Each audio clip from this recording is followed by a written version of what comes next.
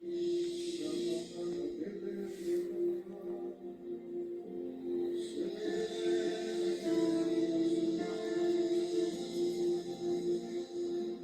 Saint-Esprit, nous saluons ta présence. Plus que nos genoux, nous venons fléchir nos cœurs devant ton trône.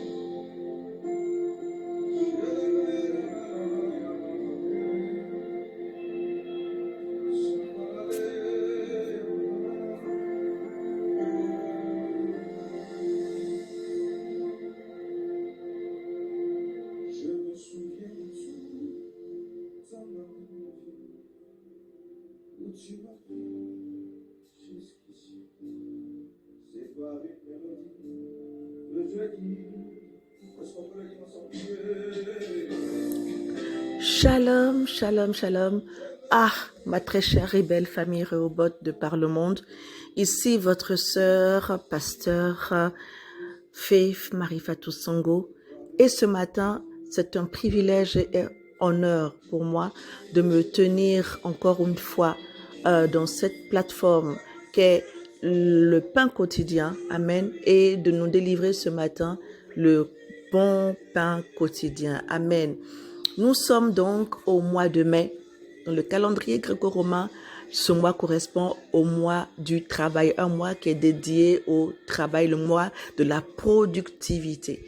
Et nous, Église Rehoboth, nous sommes depuis le début du mois de mai en train de réfléchir donc sur le thème qui est le suivant: la grâce sauve par la foi. C'est ainsi que depuis le début de la semaine, nous méditons sur les catalyseurs de la foi. Sur les catalyseurs de la foi. Et aujourd'hui, nous allons ensemble évoquer un catalyseur qui est le témoignage. Hier, la prophétesse Naomi nous a parlé de notre catalyseur qui est le zèle, et elle nous a instruit en nous disant que, en tant qu'enfants de Dieu, amoureux et passionnés de Jésus, il était important que nous puissions servir le Seigneur avec dévotion, avec dévouement, avec zèle, avec promptitude, avec détermination. C'est en cela qu'on reconnaîtra véritablement que nous sommes des enfants de Dieu et que nous aimons notre Père. Aujourd'hui, je vous propose donc sans plus tarder de prendre nos Bibles dans le livre de Philémon, chapitre 1, le verset 5 à 6, et je lis la parole de Dieu. Philémon, chapitre 1, verset 5 à 6. Parce que je suis informé de la foi que tu as au Seigneur Jésus et de ta charité pour tous les saints. Je lui demande que ta participation à la foi soit efficace pour la cause de Christ en faisant reconnaître en nous toute espèce de bien. Amen. Et voici une version que j'apprécie particulièrement. Elle se trouve dans la Bible Parole de vie. Je vais relire la parole de Dieu. Nous allons bien percevoir la pensée de Philémon. Amen. De l'apôtre Paul quand il écrivait à Philémon. Amen. Philémon, quand je prie, je dis toujours ton nom et je remercie mon Dieu à cause de toi. Amen. Verset 5. En effet, j'entends parler de ton amour pour tous les croyants et de ta foi envers le Seigneur Jésus. Je demande à Dieu que cette foi qui nous unit, toi et moi, donne de bons résultats. Fais donc connaître tout le bien que nous pouvons réaliser pour servir le Christ. Le thème de mon message ce matin est le témoignage. Le témoignage comme catalyseur. Amen. Catalyseur de foi. Qu'est-ce qu'un catalyseur? Je voudrais qu'on s'arrête sur ce thème-là. Un catalyseur, c'est un nom masculin qui peut être aussi un adjectif, qui signifie ce qui déclenche une réaction par sa seule présence.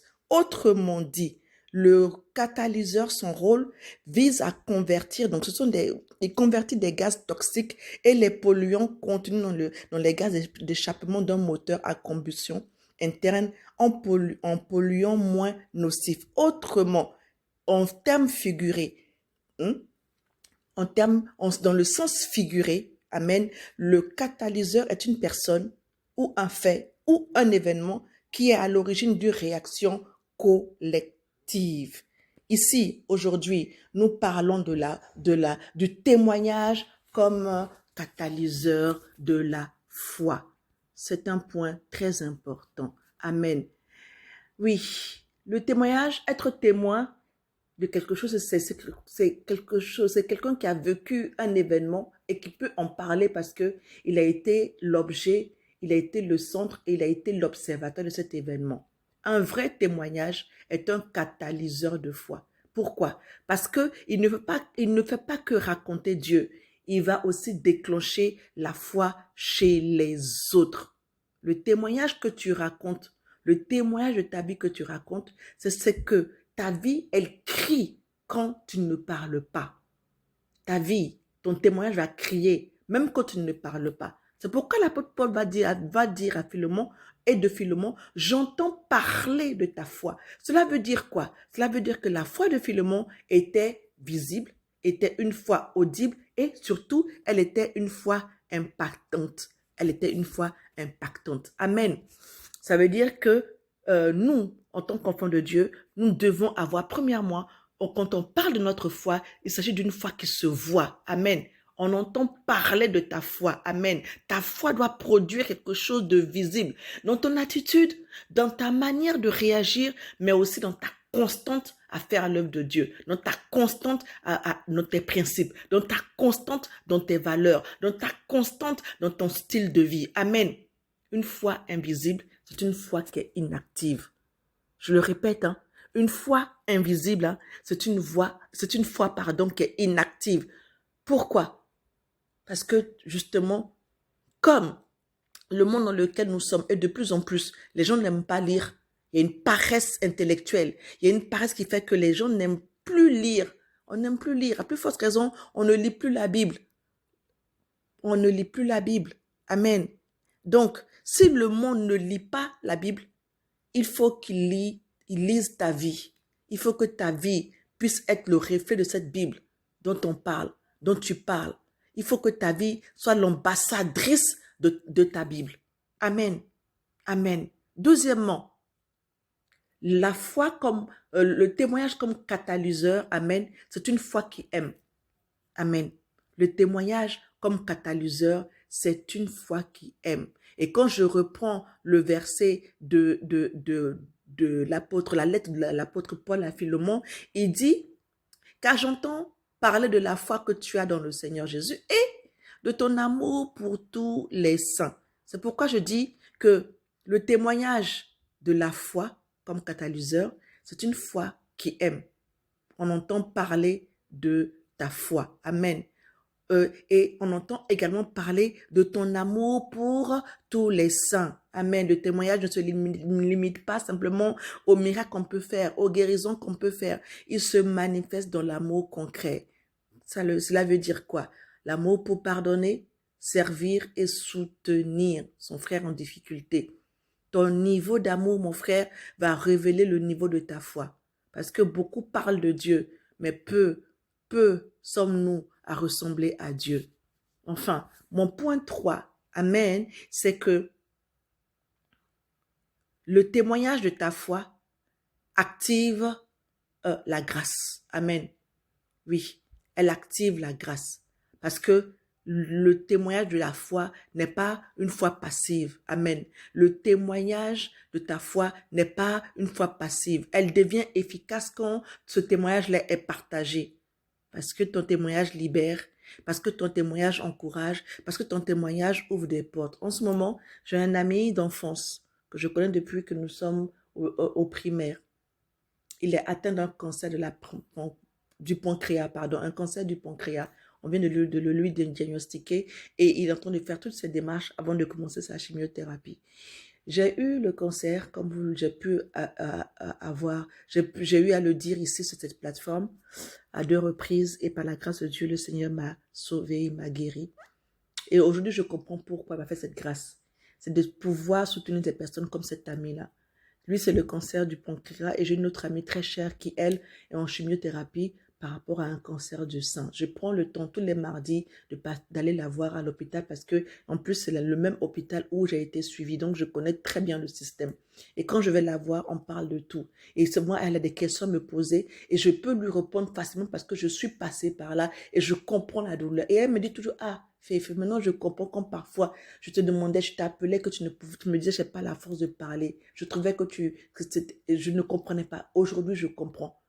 Elle comprend les effets de la chimiothérapie. Elle comprend. Et elle n'a même pas besoin de m'expliquer. Je sais ce qu'elle veut dire. Donc, ce que je lui dis, c'est que si elle me voit, quand je vais la voir à l'hôpital, je m'arrange à être présentable. Pourquoi? Parce que je veux qu'elle sache qu'elle va s'en sortir. Que c'est une parenthèse de vie. On a diagnostiqué son cancer très tôt, le cancer dans sa vie très tôt parce que c'est une chrétienne et que elle est suivie, elle est soignée, elle va s'en sortir. Parce que quand elle me voit, mon témoignage l'encourage. Mon témoignage l'encourage. Mon témoignage lui ouvre les portes de la guérison et de la restauration. Et j'accepte ce que le Seigneur a décidé de faire de moi.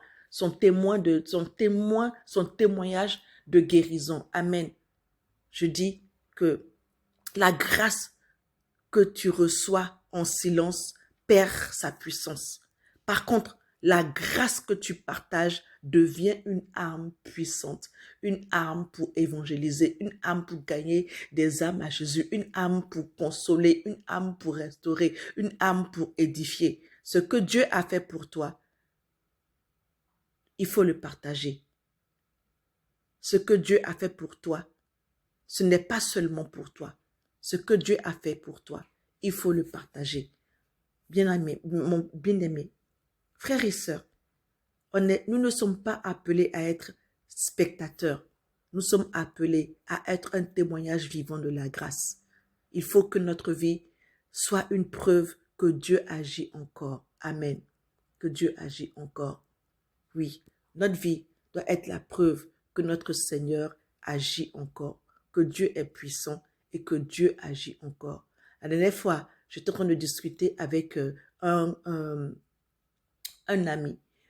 C'était le fiancé d'une de nos sœurs. Et il était en train de me parler de ses projets. Et il a sorti une phrase qui m'a beaucoup touchée. Il a dit, une vision sans action est une hallucination. Une vision sans action est une hallucination. J'ai dit, Ludovic, ce que tu as dit, c'est très fort. Ce qui m'emmène à dire qu'une foi sans témoignage, c'est une foi inactive, c'est une hallucination. Il faut que dans ta vie, on voit qu'il y a un témoignage certain et évident et que ce témoignage-là édifie tout le corps de Christ et édifie aussi tous ceux qui sont appelés à venir au Seigneur. Je prie au nom puissant de Jésus-Christ de Nazareth que nous soyons remplis d'un amour authentique, que le Seigneur rende notre foi efficace. Amen. Ne cherche pas seulement à avoir un témoignage, mon frère. Deviens un témoignage, deviens le témoignage. Shalom et excellente journée à vous dans le nom puissant de notre Seigneur Jésus-Christ de Nazareth. Amen, amen, amen.